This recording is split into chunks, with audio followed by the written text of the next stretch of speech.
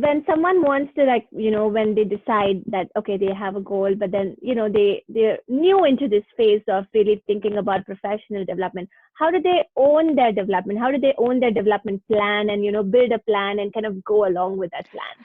You know what? That is a fantastic question. A lot of people always ask the question.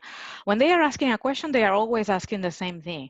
Well, my manager has not told me, we haven't talked about the professional development, and that's the reason behind the book.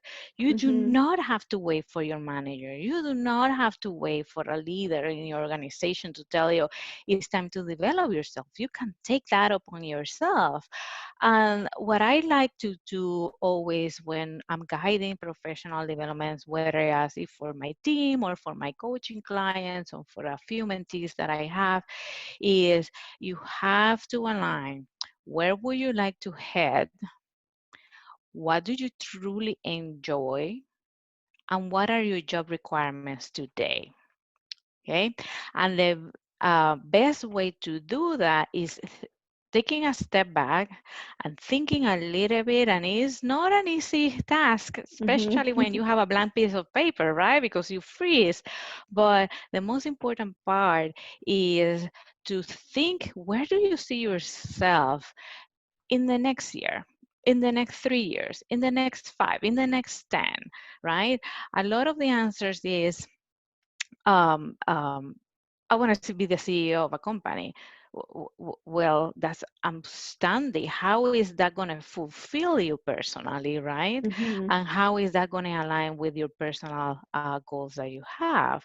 So by combining, what are your professional aspirations? What are your current job requirements that you need to grow into? And what are your personal aspirations? You can identify gap areas where you Mm-hmm. can start to close that gap little by little and grow professionally, so that the next iteration of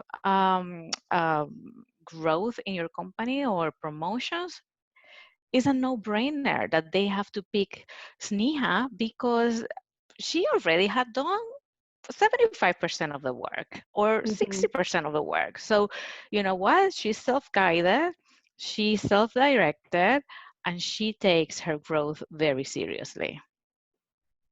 I think I love that answer, Nisha. I think you covered a lot of great points over there. And another thing that comes in my mind is in the Edge Leadership Program, we went through this exercise of, writing our dream job description.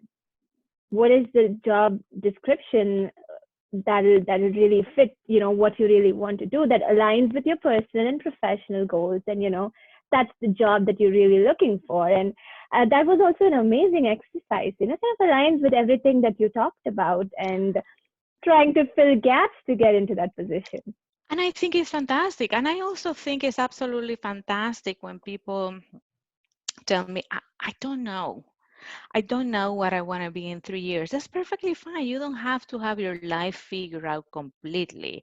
You don't have to have the specific of the perfect job. But what you should start paying attention is the moments that you feel fulfilled, the moments Mm-hmm. that you feel happy, the moments that you feel completely energized, and the moments that you say, I, I I just want to step away from this because I cannot deal with this initiative or this task anymore. I'm going to tell you an example. I am a Lean and Six Sigma certified.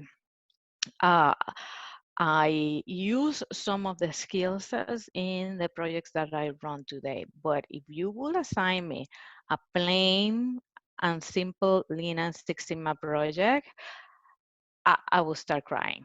I couldn't do it. It's just too much. Um, I need to have a rounded perspective in terms of the programmatic impact in the organization, how it's going to have the strategy, how it's going to impact sales, how I'm going to impact the customer. I need to have a more holistic, and that actually fills me up and makes me feel accomplished, right? So you do not necessarily have to have the full detail of where you are and what are you heading.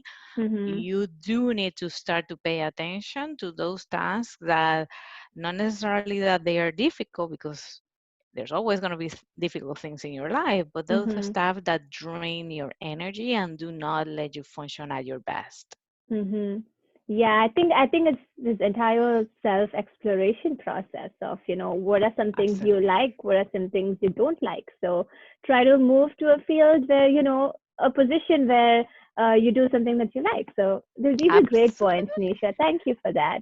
Absolutely. Another thing is that if you're if within your framework of self-exploration, like you have described, there's not a perfect fit, you can always supplement with additional activities, the aspects of your job that not fit 100%. What you want is to have a position that fits 75, 80% of all of your aspirations, and the rest you can accomplish through volunteering, the rest Mm-hmm. you can accomplish by pitching in a particular project that may not necessarily be from your area, so that you can learn Mm-hmm. about that area. You can mentor younger professional high school students. You can fulfill into whatever.